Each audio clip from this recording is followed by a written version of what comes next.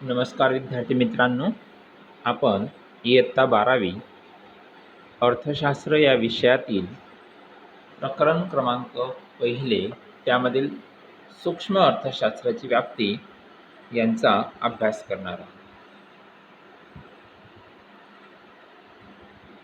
सूक्ष्म अर्थशास्त्राच्या व्याप्तीमध्ये पहिला जो घटक आहे तो आहे वस्तूच्या किंमत निश्चितीचे सिद्धांत. त्यामध्ये अजून काही घटक पडतात. त्यामध्ये मागणीचे विश्लेषण, पुरवठा विश्लेषण. दुसरा घटक आहे उत्पादन घटकांच्या किंमती निश्चितीचे सिद्धांत.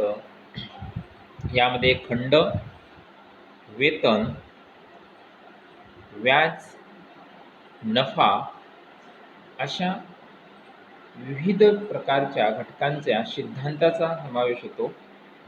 तिसरा जो घटक आहे तो आहे आर्थिक कल्याणाचे सिद्धांत.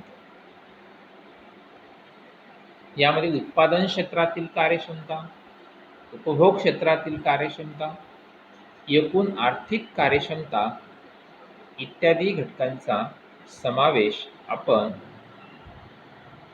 सूक्ष्म अर्थशास्त्राच्या व्याप्तीमध्ये पाहणार आहोत.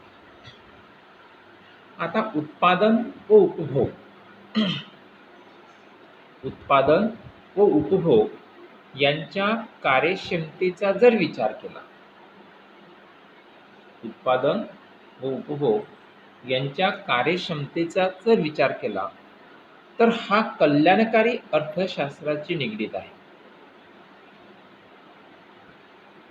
आपण बघितलं की अमेरिकन अर्थतज्ञ प्राध्यापक ए.पी.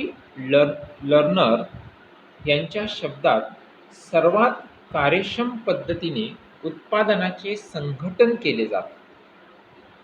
सर्वात कार्यक्षम पद्धतीने उत्पादनाचे संघटन केले जात नसल्यास उद्भवणारी अकार्यक्षमता दूर करणे अथवा साधन संपत्तीचा अपव्यय टाळणे हा सूक्ष्मलक्षी अर्थशास्त्राच्या अभ्यासातील आपला हेतू असतो.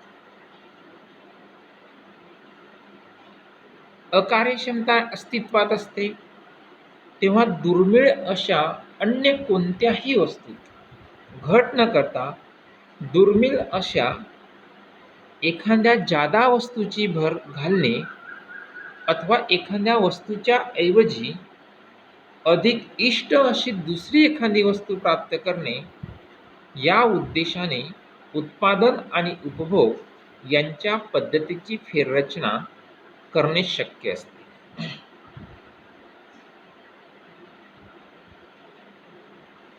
कार्यक्षमतेच्या म्हणजेच सर्व क्षेत्रातील अकार्यक्षमता टाळण्याच्या अटी स्पष्ट करून त्या साध्य करण्याचे उपाय सूक्ष्मलक्षी अर्थशास्त्र सुचवित असते. आपण बघितलं, जर लोकांचं जीवनमान उंचवायचं असेल तर या अटी फार मोलाच्या सहाय्य ठरतात. सूक्ष्मलक्षी अर्थशास्त्राची जी व्याप्ती आहे आपण जर बघितलं, त्यामध्ये सुरुवातीला जे नमूद केलेल्या आर्थिक समस्यांच्या भाषेत सांगायची झाल्यास त्यामध्ये बरेच काही घटक आपल्याला दिलेले आहेत. जसे की उत्पादन कोणत्या वस्तूचे किती प्रमाणात केले जाते, वस्तूच्या किमतीचा सिद्धांत काय आहे, उत्पादन कोणत्या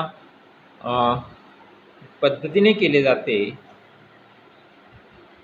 उत्पादनविषयक सिद्धांत, नंतर उपलब्ध वस्तू आणि सेवा समाजातील व्यक्तींमध्ये कशा वाटल्या जातात, वाटणीचा अथवा घटकांच्या किमतीचा प्रश्न काय आहे, साधन संपत्तीचा उपयोग किती कार्यक्षमतेने केला जातो, म्हणजेच उत्पादन आणि उपभोग किती कार्यक्षमतेने केले जातात, याविषयीचा म्हणजेच कल्याणाचा विचार, या सर्व प्रश्नांचा अंतर्भाव सूक्ष्मलक्षी अर्थशास्त्रात होतो. आता सूक्ष्मलक्षी अर्थशास्त्रात कोणत्या घटकांचा समावेश होतो तर त्यामध्ये दिलेला आहे वस्तूच्या किंमत निश्चितीचा सिद्धांत. वस्तूच्या किंमत निश्चितीचा सिद्धांत. जर वस्तूच्या किंमत निश्चितीचे सिद्धांत पाहत असताना त्यामध्ये बघा काय सांगितलेलं आहे आपल्याला की वैयक्तिक वस्तूच्या किमती बाजारपेठेतील मागणी व पुरवठ्याने निश्चित केल्या जातात. सूक्ष्म अर्थशास्त्र मागणी विश्लेषणाशी संबंधित आहे. ते वैयक्तिक उपभोक्त्यांचे वर्तन आणि वैयक्तिक उत्पादकाचे वर्तन म्हणजे वैयक्तिक उत्पादकाच्या वर्तनाशी संबंधित आहे. या सिद्धांतात ग्राहक वर्तनाचा नियम व उत्पादन आणि खर्च यांचा सिद्धांत हे दोन्ही उपभोग घेतात.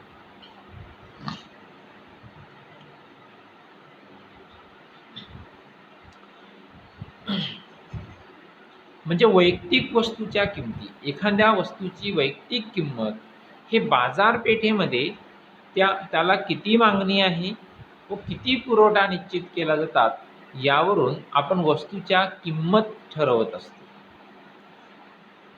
सूक्ष्म अर्थशास्त्रामध्ये मागणी विश्लेषणाशी संबंधित आहे. ते वैयक्तिक उपभोक्त्यांचे वर्तन आणि वैयक्तिक उत्पादनाचे वर्तन म्हणजे वैयक्तिक उत्पादनाच्या वर्तनाशी संबंधित आहे.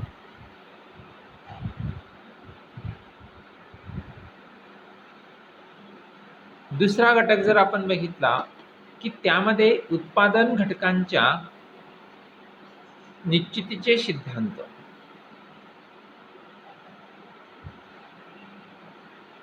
उत्पादन घटकांच्या निश्चितीचे सिद्धांत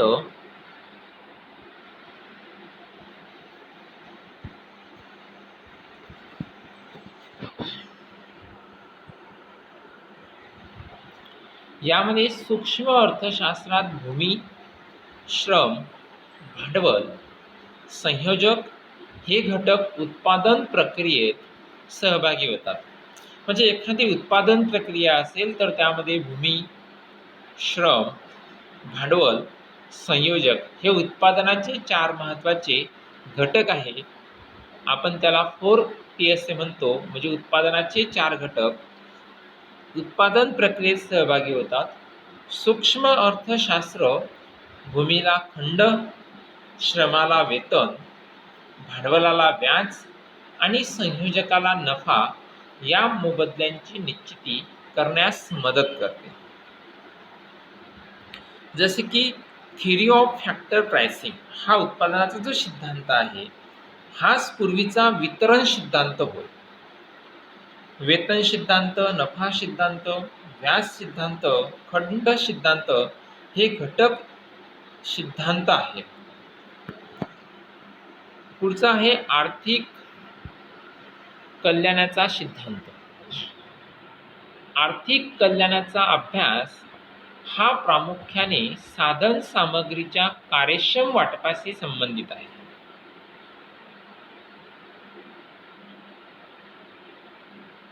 म्हणजे आर्थिक कल्याणाचा जो अभ्यास आहे हा प्रामुख्याने साधन सामग्रीच्या कार्यक्षम वाटपाशी संबंधित आहे. जर साधन सामग्रीच्या झालेल्या वाटपामुळे संपूर्ण समाजाला महत्तम समाधान प्राप्त होत असेल तर ते वाटप कार्यक्षम वाटप आहे असे म्हणता येईल. म्हणजे एखाद्या साधन सामग्रीमुळे त्याच्या वाटपामुळे जो समाज आहे त्या समाजाला महत्तम समाधान प्राप्त झाला असेल, त्याचा त्यांना उपयोग झाला असेल तर ते वाटप कार्यक्षम वाटप आहे असे आपल्याला म्हणता येईल. साधनांच्या कार्यक्षम वाटपामुळे समाजाचे जास्तीत जास्त आर्थिक कल्याणाचे उद्दिष्ट साध्य होते. आपण दुसऱ्या शब्दात जर सांगितलं तर आर्थिक कार्यक्षमतांचा अभ्यास यात होतो. आर्थिक कार्यक्षमतांचा विचार 3 प्रकारे करता येतो.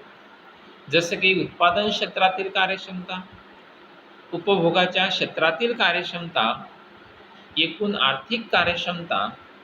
जसं त्यामध्ये पहिला आहे उत्पादन क्षेत्रातील कार्यक्षमता. उत्पादन क्षेत्रातील कार्यक्षमता.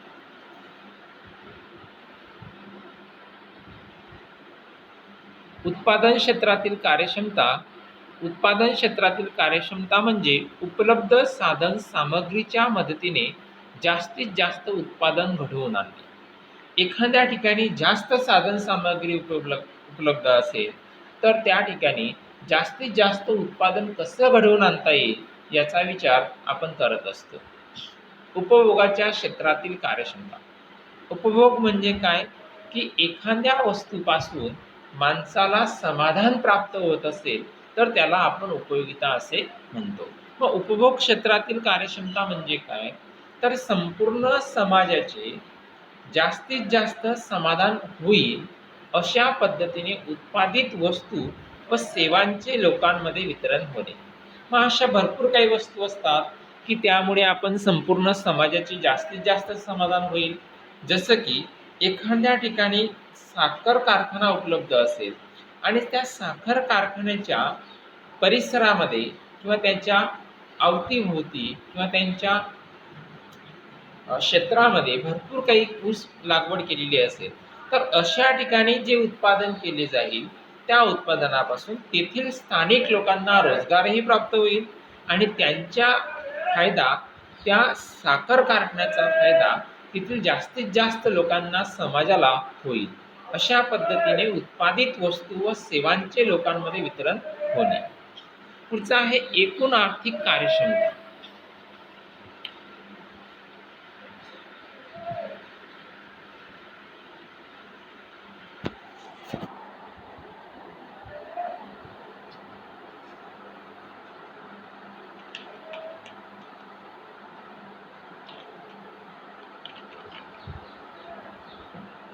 एकूण आर्थिक कार्यक्षमता.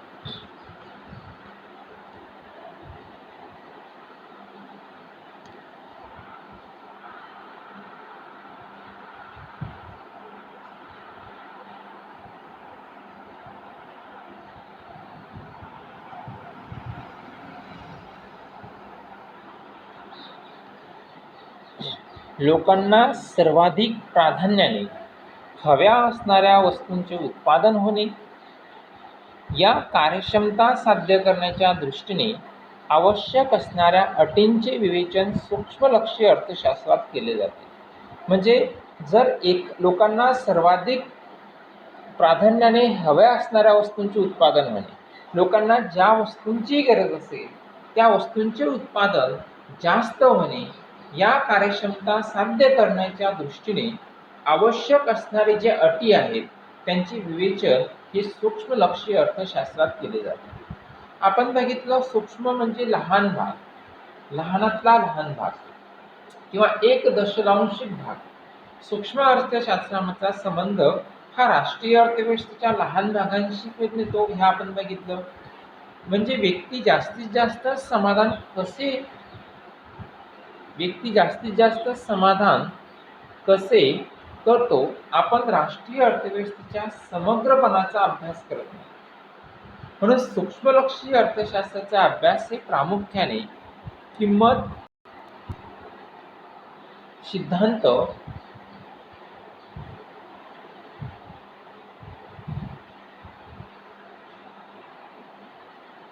सिद्धांत, साधन सामग्रीचे वाटप यांच्याशी संबंधित आहे. सूक्ष्म अर्थशास्त्रात या शाखेत संपूर्ण अर्थव्यवस्थेशी संबंधित समग्र परिमाणांचा अभ्यास केला जात नाही. समग्र म्हणजे पूर्ण आणि सूक्ष्म म्हणजे लहानात लहान भाग. या शाखेत बेकारी, दारिद्र्य, उत्पन्नाची विषमता,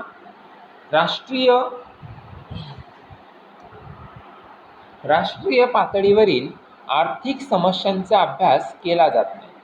आर्थिक वृद्धीचे सिद्धांताचे, व्यापार चक्राचे सिद्धांत, मौद्रिक व राज्य वित्तीय धोरणे इत्यादींचा अभ्यास सूक्ष्म अर्थशास्त्राच्या कक्षेबाहेर आहे. आपण सूक्ष्म अर्थशास्त्राची व्याख्या पाहत असताना त्यामध्ये 3 घटकांचा अभ्यास बघितला की त्यामध्ये वस्तूच्या किंमत निश्चितीचे सिद्धांत, त्यामध्ये मागणीचे विश्लेषण आणि पुरवठ्याचे विश्लेषण यांचा समावेश आहे.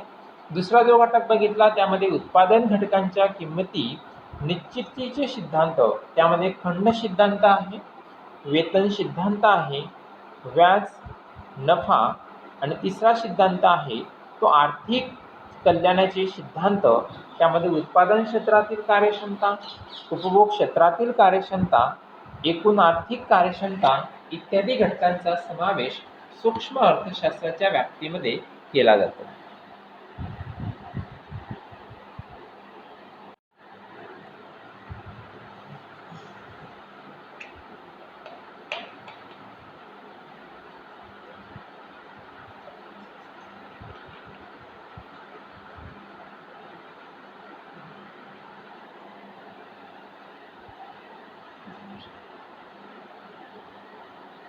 तर आता आपण सूक्ष्म अर्थशास्त्राची वैशिष्ट्ये या घटकाचा अभ्यास करणार आहोत. सूक्ष्म अर्थशास्त्राची वैशिष्ट्ये पाहत असताना आपल्याला माहिती आहे की सूक्ष्म म्हणजे एक दशलक्षाहून भाग. सूक्ष्मलक्षी अर्थशास्त्राचा संबंध राष्ट्रीय अर्थव्यवस्थेच्या लहान भागांशी अगर फरकाशी येतो. सूक्ष्मलक्षी अर्थशास्त्र म्हणजे आर्थिक विश्लेषणाची अशी शाखा की जी व्यक्तिगत एककाच्या आर्थिक वर्तनाचा अभ्यास करत असते. हा एक व्यक्ती, एक व्यक्तिसमूह किंवा एक कुटुंब असू शकतो. तर सूक्ष्म अर्थशास्त्राची वैशिष्ट्ये पाहत असताना त्यामध्ये पहिलं वैशिष्ट्य आहे वैयक्तिक घटकांचा अभ्यास. दुसरं वैशिष्ट्य आहे किंमत सिद्धांत. तिसरा आहे आंशिक समतोल. चौथं वैशिष्ट्य आहे विशिष्ट गृहीतांवर आधारित. पाचवं विभाजन पद्धत. 6 सीमांत तत्वांचा वापर. बाजार रचनेचे विश्लेषण आणि शेवटला आहे मर्यादित व्याप्ती. या मुद्द्यांच्या वरून आपण सूक्ष्म अर्थशास्त्राचे वैशिष्ट्ये स्पष्ट करू शकतो. त्यामधील पहिला मुद्दा आहे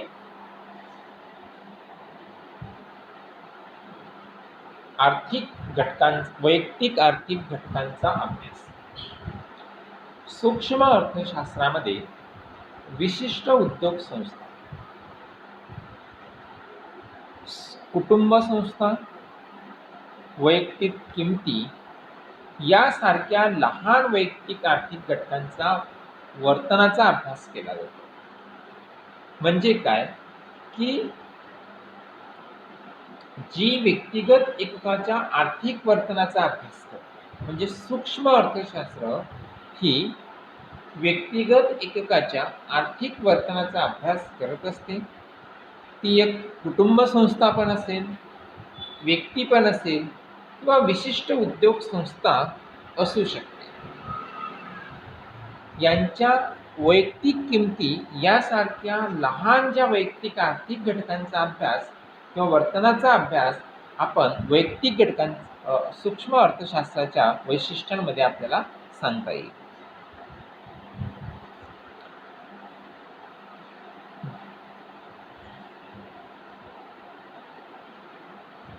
दुसरं जे आहे किंमत सिद्धांत. सूक्ष्म अर्थशास्त्र वस्तू व सेवांच्या किंमत निश्चितीचे तसेच उत्पादन घटकांच्या किंमत निश्चितीशी संबंधित आहे. म्हणून सूक्ष्म अर्थशास्त्राला किंमत सिद्धांत असेही म्हणतात. सूक्ष्म अर्थशास्त्र वस्तू व सेवांच्या म्हणजे वस्तू आणि ज्या सेवा, ज्या सर्व्हिस दिल्या जातात यांच्या किंमत निश्चितीशी तसे उत्पादन घटकांच्या किंमत निश्चितीशी संबंधित आहे. यामध्ये लहान बारीक भागांचा अभ्यास केला जात असल्याने त्यामध्ये किंमत निश्चिती कशी केली जाईल यावर भर दिला जातो. म्हणून सूक्ष्म अर्थशास्त्राला किंमत सिद्धांत असेही म्हणता येईल.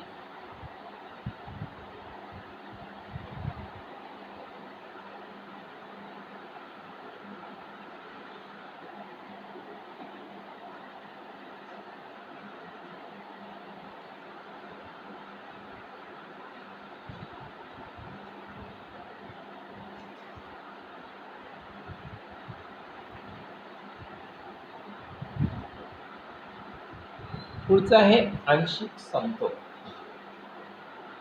दोन घटकांमधील संतुलन म्हणजे समतोल.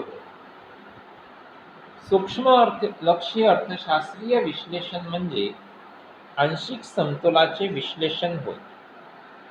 आंशिक समतोलामध्ये एक उपभोक्ता, एक उत्पादन संस्था, विशिष्ट उद्योग इत्यादी वैयक्तिक आर्थिक घटकांच्या समतोलाचे विश्लेषण केले जाते.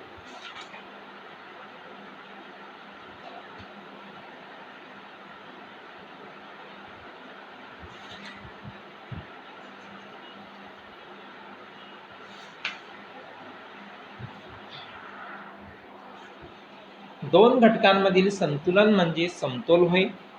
सूक्ष्मलक्षी अर्थशास्त्रीय विश्लेषण म्हणजे आंशिक समतोलाचे विश्लेषण होय. आंशिक समतोलामध्ये एक उपभोक्ता, एक उत्पादन संस्था, विशिष्ट उद्योग इत्यादी वैयक्तिक आर्थिक घटकांच्या समतोलाचे विश्लेषण केले जाते. आंशिक समतोल विश्लेषण पद्धतीत वैयक्तिक घटकाला इतर आर्थिक घटकांपासून बाजूला काढून त्यांच्या समतोलाचा स्वतंत्रपणे अभ्यास केला जातो. म्हणजे सूक्ष्मलक्षी अर्थशास्त्रामध्ये जे वैयक्तिक घटकाला इतर आर्थिक घटकांपासून वेगळे म्हणजे बाजूला काढले जाते आणि त्यांच्या समतोलाचा स्वतंत्रपणे अभ्यास हा सूक्ष्मलक्षी अर्थशास्त्रामध्ये झालेला आपल्याला दिसून येतो.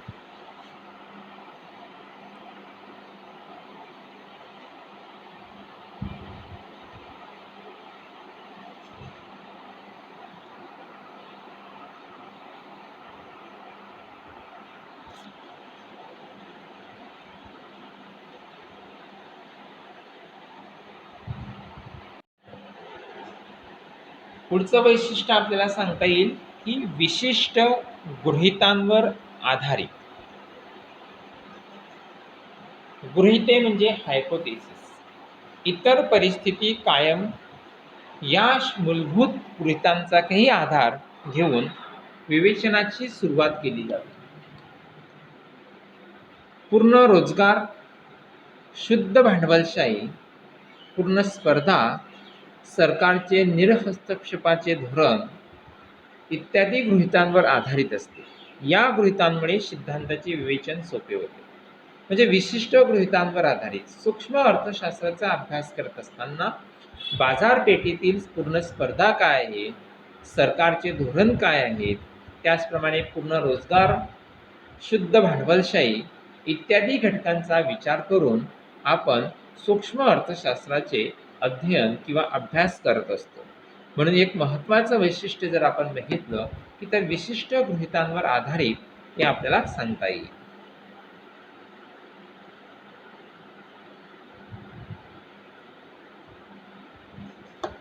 पुढचं आहे विभाजन पद्धत.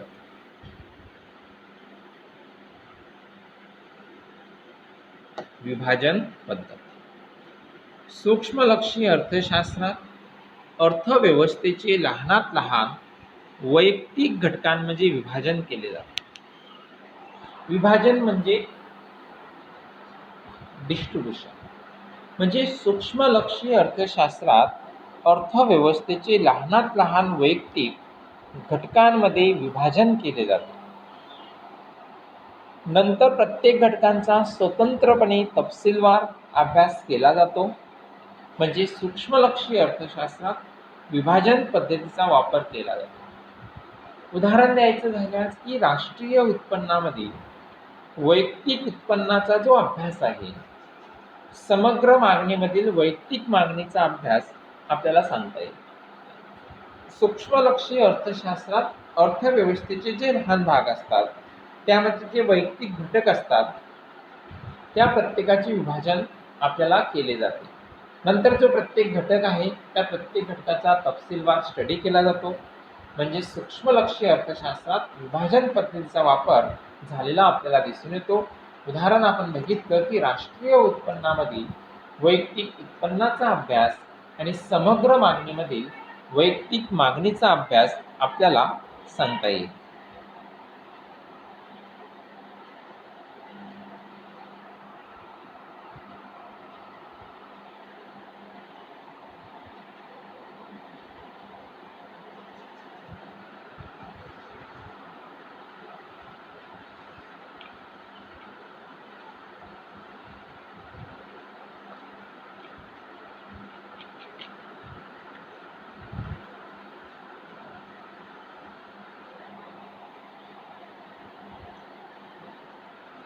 आपण सूक्ष्मलक्षी अर्थशास्त्राचे वैशिष्ट्ये पाहत आहात. त्यामध्ये आपण पहिला घटक बघितला वैयक्तिक घटकांचा अभ्यास, दुसरा किंमत सिद्धांत, आंशिक 3 नंबर आंशिक समतोल, 4 नंबर विशिष्ट गृहितांवर आधारित, 5 नंबर विभाजन पद्धत आणि 6वा मुद्दा आपल्याला बघायचा आहे सीमांत तत्वांचा वापर. आता सीमांत तत्वांचा वापर म्हणजे काय? सीमांत म्हणजे एका शेवटच्या नगापासून मिळालेली ऊर्जा किंवा सीमांत म्हणजे शेवटच्या नगापासून मिळालेल्या फायदा खर्च आपण त्याला म्हणू शकतो. सीमांत खर्च असेल, सीमांत उत्पन्न असेल, सीमांत मागणी असेल, काहीही प्रकार असेल. म्हणजे सीमांत ही संकल्पना ही सूक्ष्म आर्थिक विश्लेषणाचे मुख्य साधन आहे. सीमांत परिमाण म्हणजे एका वाढीव नगामुळे एकूण परिमाणात होणारा बदल. सीमांत तत्वांचा वापर सूक्ष्म बदलांचा परिमाण सीमांत तत्वांचा वापर सूक्ष्म बदलांचा परिमाण, उत्पादन व उपभोक्त्याचे आर्थिक निर्णय घेताना केला जातो. म्हणजे एका वाढीव नगामुळे उत्पादन प्रक्रियेत होणारा किंवा एकूण नगपरिमाणात होणारा बदल म्हणजे सीमांत बदल आपल्याला सांगता येईल. सीमांत तत्वांचा वापर हा सूक्ष्म बदलांचा परिणाम, उत्पादक व उपभोक्त्यांचे आर्थिक निर्णय घेताना केला जात असतो.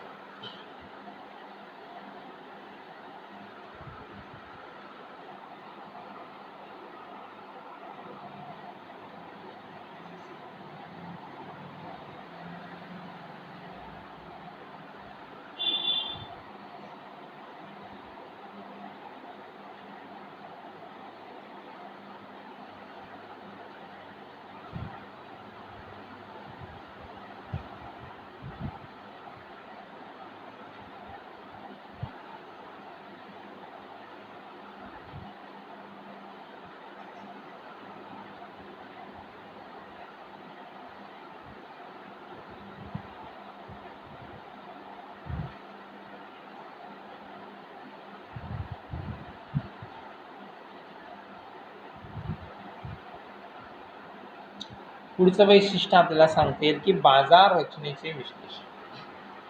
सूक्ष्म अर्थशास्त्र पूर्ण स्पर्धा, मक्तेदारीयुक्त स्पर्धा, मक्तेदारी, अल्पाधिकार बाजार या विविध बाजार रचनांचे विश्लेषण करतो. आता सूक्ष्म अर्थशास्त्र पूर्ण स्पर्धा म्हणजे एखाद्या बाजारपेठेमध्ये जर एखाद्या वस्तूला दिलेली मागणी त्याला पूर्ण स्पर्धा अशी म्हणतात, मोकळी. मक्तेदारीयुक्त स्पर्धा म्हणजे काय की एखाद्या ठिकाणी प्रत्येकाची एखाद्या वस्तूची मक्तेदारी असेल, त्या बाजारात 30 वस्तू विकली जात असेल, त्याला आपण मक्तेदारीयुक्त स्पर्धा असे म्हणतो. अल्पाधिकार बाजार या विविध बाजार रचनांचे विश्लेषण आपण सूक्ष्म अर्थशास्त्रामध्ये करत असतो.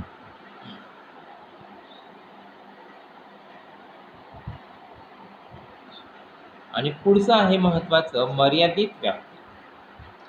सूक्ष्म अर्थशास्त्राच्या वैशिष्ट्यांमध्ये सर्वात शेवटचं वैशिष्ट्य आपल्याला सांगता येईल मर्यादित व्याप्ती.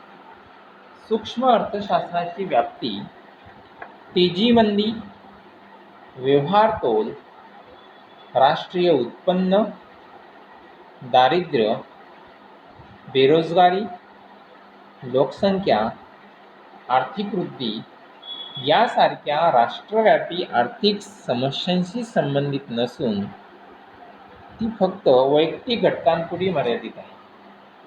आपण इयत्ता 11वीमध्ये बेरोजगारी, दारिद्र्य, लोकसंख्या इत्यादी घटकांचा आपण अभ्यास केलेला आहे. यामध्ये राष्ट्रीय उत्पन्न, तेजीमंदी, व्यवहार तोल, आर्थिक वृद्धी यासारख्या ज्या राष्ट्रव्यापी आर्थिक समस्यांशी संबंधित नसून ते फक्त वैयक्तिक घटकांशी मर्यादित आहे इत्यादी आपल्याला सूक्ष्मलक्षी अर्थशास्त्राचे वैशिष्ट्ये सांगता येतील. आपण आज काय बघितलं तर आपण सूक्ष्म अर्थशास्त्राची व्याप्ती बघितली, ते पुढील तक्त्यांद्वारे स्पष्ट केली. त्यामध्ये वस्तूच्या किंमत निश्चितीचे सिद्धांत बघितले, त्यामध्ये मागणीचे विश्लेषण, पुरवठ्याचे विश्लेषण. दुसरा जो घटक होता त्यामध्ये उत्पादन घटकांच्या किमती निश्चितीचे सिद्धांत बघितले, त्यामध्ये खंड सिद्धांत, वेतन, व्याज आणि नफा, आर्थिक कल्याणाचे सिद्धांत बघितले, त्यामध्ये उत्पादन क्षेत्रातील कार्यक्षमता, उपभोग क्षेत्रातील कार्यक्षमता, एकूण आर्थिक कार्यक्षमता. त्यानंतर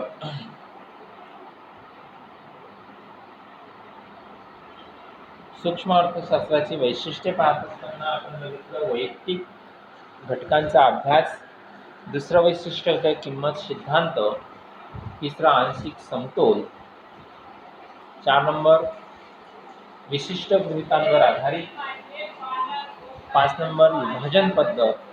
आपण विभाजन पद्धतमध्ये बघितलं की राष्ट्रीय उत्पन्नामधील वैयक्तिक उत्पन्नाचा अभ्यास आणि समग्र मागणीमधील वैयक्तिक मागणीचा अभ्यास. त्यानंतर सीमांत तत्वांचा वापर. सीमांत म्हणजे काय बघितलं आपण की सीमांत परिणाम म्हणजे एका वाढीव नगामुळे एकूण परिणामात होणारा बदल काय आहे याचा अभ्यास केला. आणि शेवटी बाजार रचनेचे विश्लेषण पाहत असताना त्यामध्ये आपण मक्तेदारीयुक्त स्पर्धा, मक्तेदारी, अल्पाधिकार इत्यादी विविध बाजारांचे विश्लेषण करते. मर्यादित व्याप्तीमध्ये आपण व्यवहारतोल, व्याप्ती, तेजी मंदी, राष्ट्रीय उत्पन्न, दारिद्र्य, बेरोजगारी, लोकसंख्या इत्यादी राष्ट्रव्यापी आर्थिक समस्यांशी संबंधित वैयक्तिक घटकांपुरती मर्यादित आहे याचा आपण स्टडी केला. यानंतरच्या लेक्चरमध्ये आपण सूक्ष्म अर्थशास्त्राचे महत्त्व काय आहे, त्यामध्ये किंमत निर्धारण, मुक्त बाजार अर्थव्यवस्था, विदेशी व्यापार, आर्थिक प्रारूपांची निर्मिती, व्यावसायिक निर्णय, शासनास उपयुक्त कल्याणकारी अर्थशास्त्राचा आधार या घटकांचा अभ्यास करणार आहोत. आणि त्यानंतर आपण स्थूल अर्थशास्त्राचा अर्थ, स्थूल अर्थशास्त्राची व्याप्ती काय आहे, त्यांच्या व्याख्या काय आहे, त्यामध्ये कोणकोणते सिद्धांत असतात या घटकांचा अभ्यास आपण यानंतरच्या लेक्चरमध्ये करणार आहोत. तर आज आपण इथंच थांबू. धन्यवाद.